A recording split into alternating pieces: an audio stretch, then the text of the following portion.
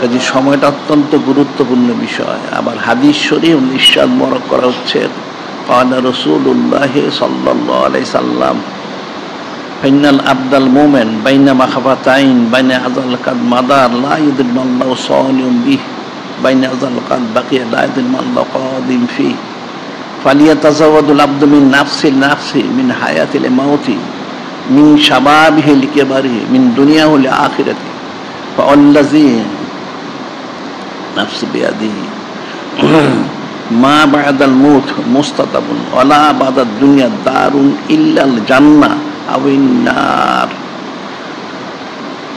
এই হাদিস শরীফ ওনার মধ্যে নূরে মুজাসসাম হাবিবুল্লাহ হুজুর পাক সাল্লাল্লাহু আলাইহি ওয়াসাল্লাম তিনি ইরশাদ মোবারক করেন ফাইনাল আবদাল মুমিন, নিশ্চয় যারা ঈমানদার তাদের জন্য বলা হচ্ছে বাইনা মাখাফাতাইন, ঈমানদার যারা তারা দুইটা ভয়ের মধ্যে থাকে সব সময়।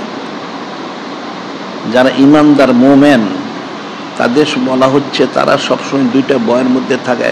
ফাইনাল আবদাল মুমিন বাইনা মাখাফাতাইন বাইনা আজাল কাদ মাদা লা ইয়াদরি মাল্লাহু সানিউম বিহ। একটা ভয় হচ্ছে তার জীবনের যে সময়টা অতিবাহিত হয়ে গেছে সেই সময় তাকে কি ফয়সালা করা হয়েছে, সে কি নেককার না বদকার, এটা একটা চিন্তার বিষয়। যেন সে এই জন্য যিনি খলিক যিনি মালিক আল্লাহ ওনার বয়সে ভীত থাকে।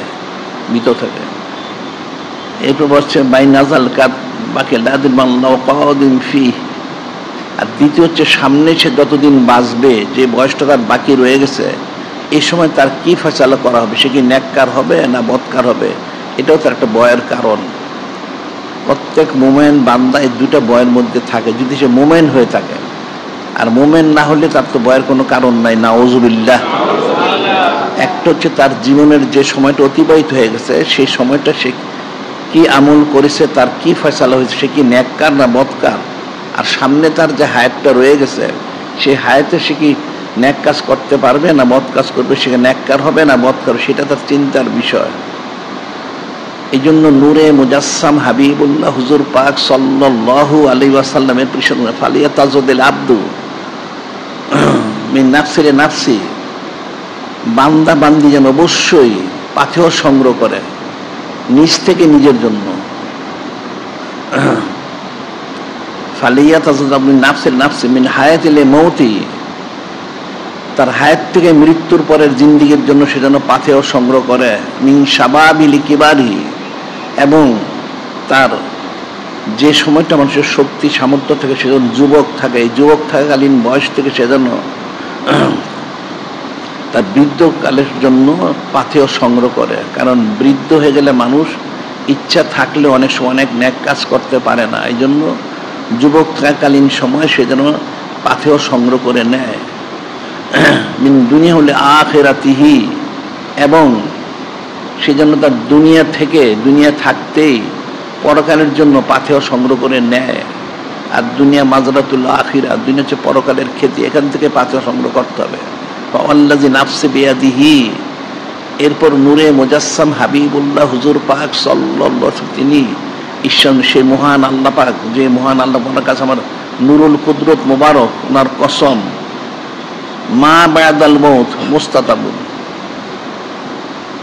যে মৃত্যুর পরে রেজামন্দি সন্তুষ্টি হাসিলের কোনো ব্যবস্থা নেই। হায়াতে থাকতে রেজামন্দি সন্তুষ্টি হাসিল করতে হবে। ওলা বাদাদ দুনিয়া দারুন ইল্লাল জান্নাহ ওয়ান নার, এবং ইন্তেকালের পরে কোনো ঘরবাড়ি নেই, হয় সে বেহেশতে যাবে অথবা সে জাহান্নামে যাবে, নাউজুবিল্লাহ। এটা প্রত্যেক মুমিন বান্দা বান্দি এই ভয়ের মধ্যে থাকে। তার যে সময়টা অতিবাহিত হয়ে গেছে সেই সময় সে নেককার না বদকার, সামনে যে সময়টা আসতেছে তখন সে কি বদকার থাকবে নেককার হবে, এটা চিন্তার বিষয়ের জন্য তাকে পাথেয় সংগ্রহ করতে হবে নিজের জন্য, নিজ থেকে, অর্থাৎ আমল করে আকীদা বিশুদ্ধ করে তাকে পাথেয় সংগ্রহ করতে হবে তার হায়াত থেকে মৃত্যুর পরের জিন্দিগির জন্য। এবং যখন তার শরীরে শক্তি সামর্থ্য থাকে সে সময় যখন সে দুর্বল হয়ে যাবে সেই সময়ের জন্য সে যেন পাথেয় সংগ্রহ করে, এবং দুনিয়া থেকে পরকালের জন্য। ইন্তেকাল করলে তখন আর আমল করার কোনো সুযোগ থাকে না। সেটি বলা হচ্ছে নূরে মুজাসসাম হাবিবুল্লাহ হুজুর পাক সাল্লাল্লাহু আলাইহি ওয়াসাল্লাম নিশ্চিত করেন। এই জন্য সকলের জেনে রাখা উচিত, মৃত্যুর পরে রেজামন্দি সন্তুষ্ট হাসিলের কোনো ব্যবস্থা